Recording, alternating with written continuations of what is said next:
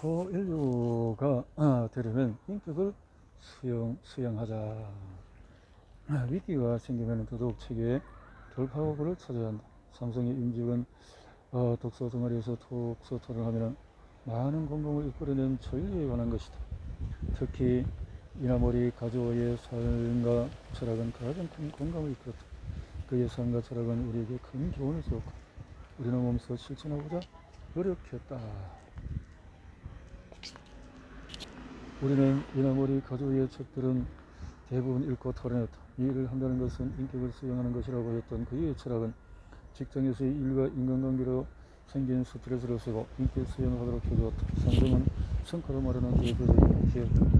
성과를 위해서 몸부림은 실로 가혹하리만큼 험하고 치열하다.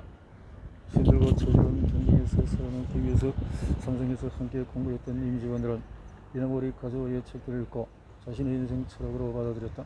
초인류들을 공부하고 그들의 철학을 자신의 삶에 녹여내면 나 자신 초인류가 될 수 있음을 독서 동아리 활동을 통해서 실감할 수 있었다. 나 역시 이 책을 집필하는 과정에서 이나모리 가조의 초인류들의 삶의 자세를 많이 배울 수 있어서 감사하다. 이 일을 한다는 것은 인격을 수양하는 것이다.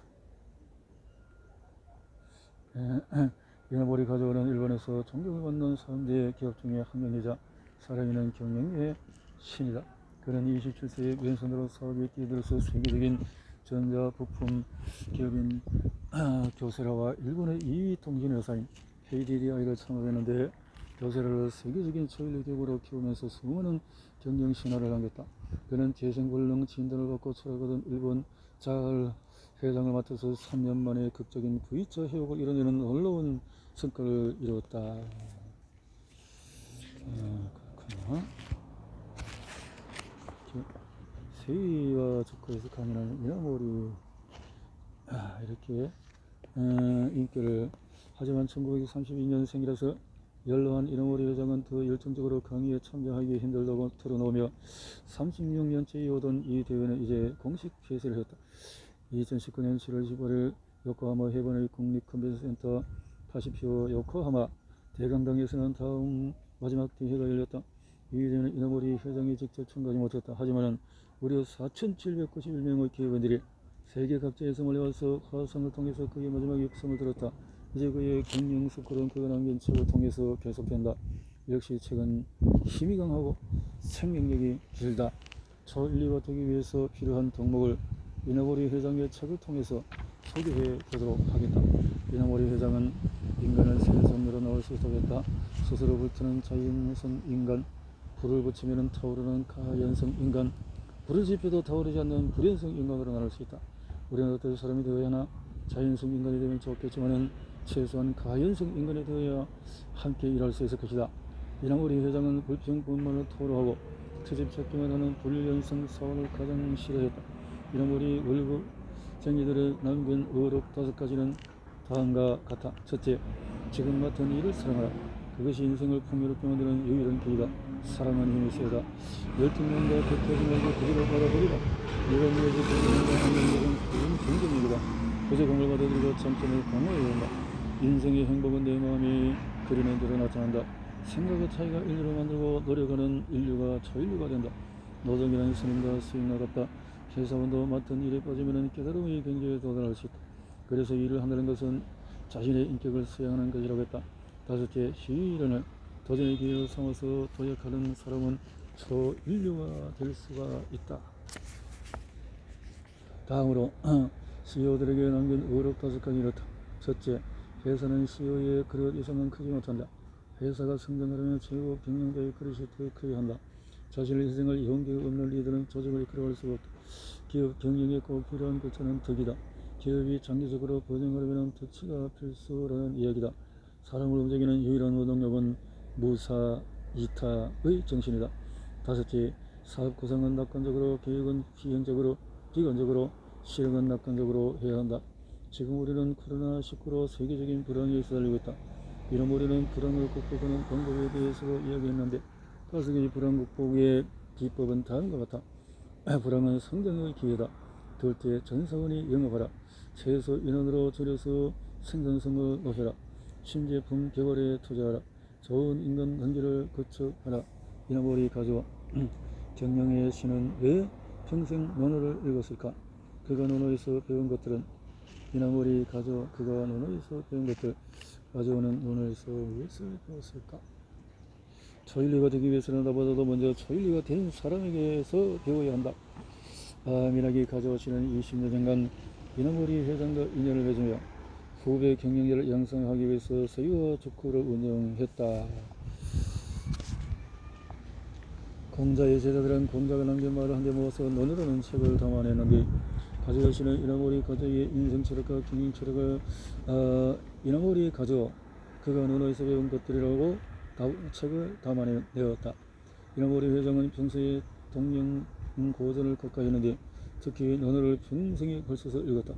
2000년 전 한나라 시대에서 만들어졌다고 전해지는 논어는 경영의 신으로 불리는 이나모리 가족 외에도 현재 경영학의 아버지 피터 드루거 일본 근대 자본주의 최고의 그래서 논어 우리가 사는 세상은 빠르게 발전하고 기술이 발전해서 생물은 편리했지만 그런 우리에게 논어는 밥과 김치와 같다.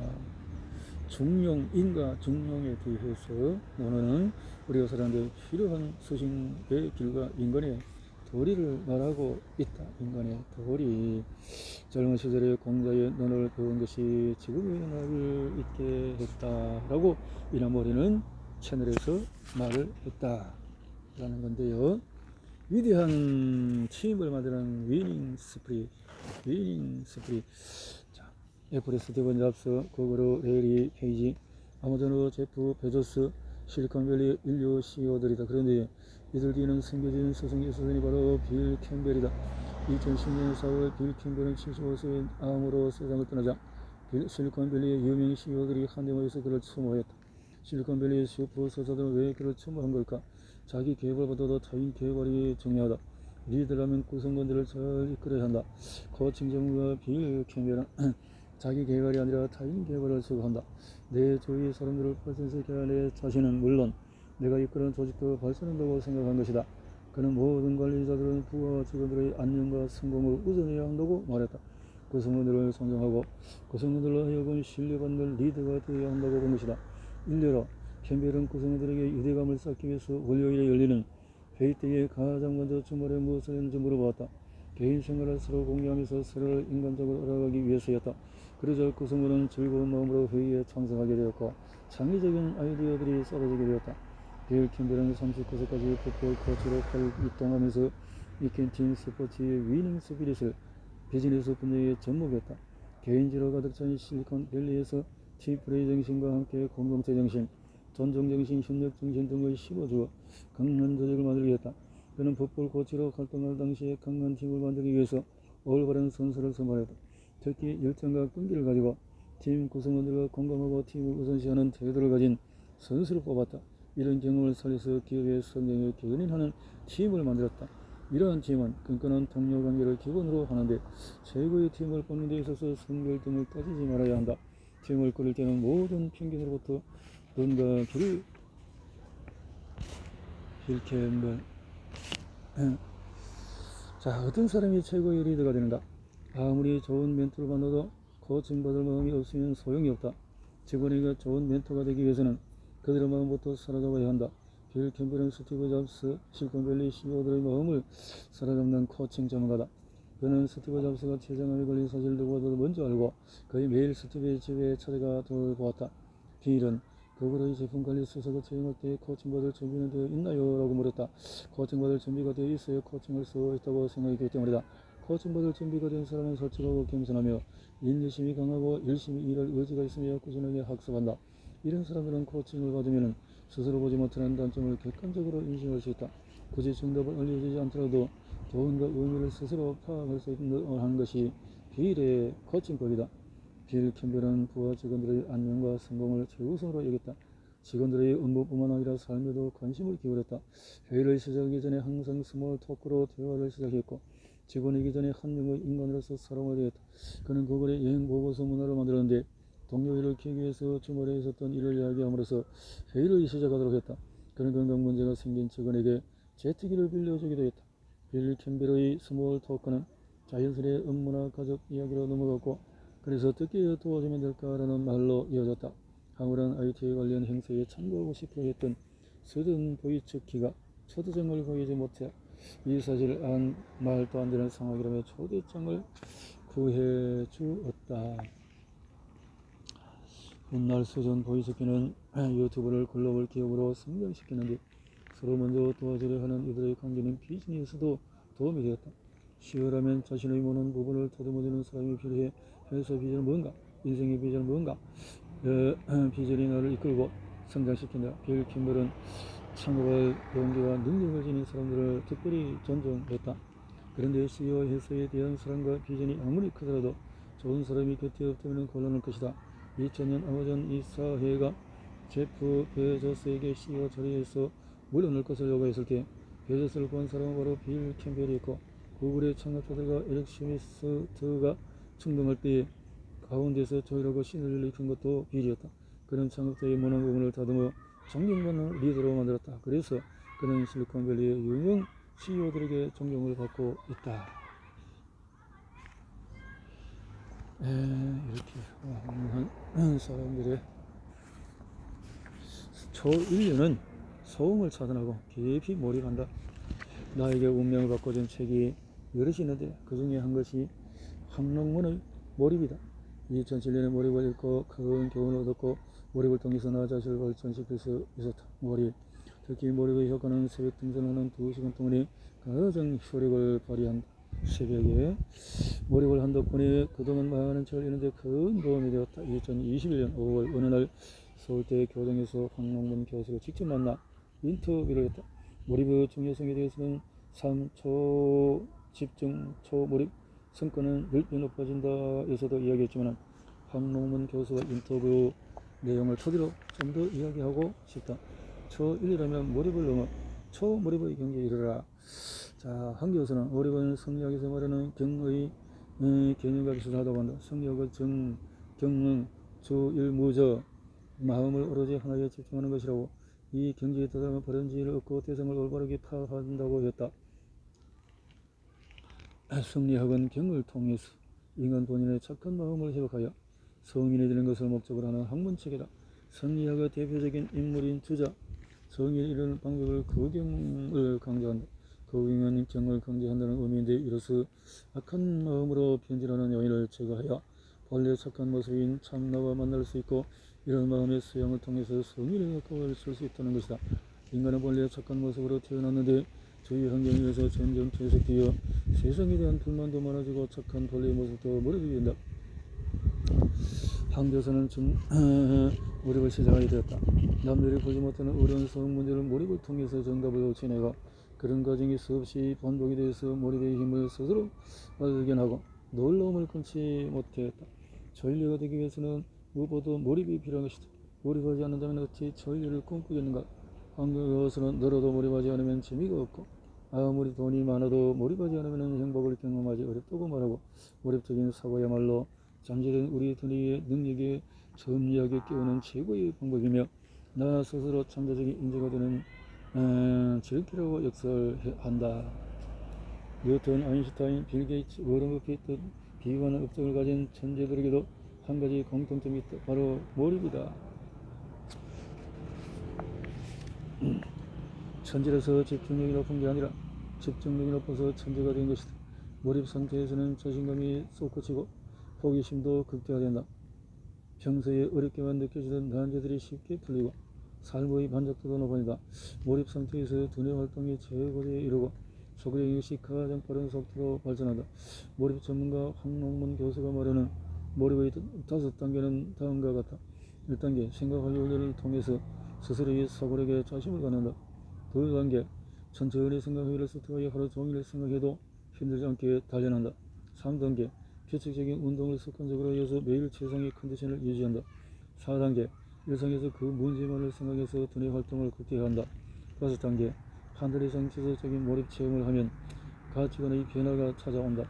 몰입 체험을 하게 되면 다음과 같은 변화가 생긴다. 한 가지 문제를 계속 집중하여 성공하려는 노력을 며칠 이상 하면 의식이 그 문제로 꽉 차게 된다. 이 상태가 되면 그 문제를 생각하기만 해도 쾌감을 얻는다. 집중도가 올라가면 쾌감이 증가한다. 규칙적인 운동과 몰입을 계속하면 쾌감이 몇 주일이고 몇 달이고 지속이 된다. 사교 의욕이 샘솟고 자신감이 생기며 낙천적으로 변한다. 평소 달리 창의적인 아이디어를 빠른 속도로 얻는다. 감각이 섬세해지고 하루하루 감격적이다. 문제 해결에 진전이 없으면 잠시 지루함을 느끼지만 아주 작은 진전에도 큰 희열을 느끼고 감동한다. 자신이 하는 일에 신성하고 경건한 종교적인 감정을 느낀다. 가치관이 바뀐다. 몰입은 심령의 생활하는 자아 실현 단계에서 자신의 능력을 제대로 발휘하는 최고의 경험에 해당된다고 한다. 몰입 체험을 통해 이런 쾌감과 행복감을 느끼는 것은 뇌의 도파민 적용 때문이다. 황롱문 교수는 서울대학교 공과대학 금속공학과를 졸업하고 카이스트에서 석사 박사학위를 취득, 포준과학연구원 선임 및 책임연구원, 객원교수, 현재 서울대 재료공학부 교수, 몰입은 100세를 기록하는 등 지금도 독자의 사랑을 받고 있다. 그렇군요. 위대한 기업을 이끄는 몰입의 힘이라. 몰입은 자기 자신이 두뇌가 100% 끌어내는 강력한 힘이다. 마이크로소프트의 싱크 위크에 대해서 소개를 했다. 황롱원 교수는 게이츠는 1년에 2번 외딴 결정에서 마이크로소프트가 나락을 방향에 대해서 집중적으로 생각하는 사고의 주관을 갖는다라고 했다. 이준성은 18시간 몰입 법칙에서 잭 웰치 등 몰입으로 성공한 리더를 소개하고 있다. 근무 태도가 불순진하더니 여러 7번이나 직장에서 쫓겨나는 사람도 있다. 인생을 변화시키기로 한 잭 웰치는 꿈을 시킬 수 있는 사업을 하기로 마음먹었다. 그러기 위해서 하루 종일 10시간은 온 힘을 걸어서 직접 일을 하고 잠자는 시간을 뺀 나머지 8시간은 머릿속으로 일을 하고 직접 일하는 시간을 18시간으로 점점 늘려가기로 결심했다. 또 그는 모이면 만나면 같이 말자, 모이면 활동 역시 하지 말자, 언제나 지금 하고 있는 일만 하자. 그렇게 껴있는 동안에 한 가지 일에 완벽하게 몰입하는 사람은 변화시키자. 사람으로 잠잘 때도 일과 관련된 꿈을 꾸자. 그 후 재결처는 전류 기업 지위를 설립하고 1093개의 특허를 등록한 20세기 최고의 발명가가 되었다. 18세기 몰입의 법칙으로 성공한 3M의 사례도 소개하고 있다. 3M은 모든 직원들이 생각할 수밖에 없는 구조를 만들어 놓은 것으로 유명하다. 이 회사는 최근 4년 동안에 개발한 신제품의 매출이 그 해 매출의 거의 30%에 미치지 못하면 팀 리더가 퇴출되는 시스템을 도입해서 혁신의 바람을 불러일으켰다. 상황이 이러한 신제품 연구에 몰입하여 창조적이고 실용성이 있는 제품을 만들어낼 수밖에 없었다.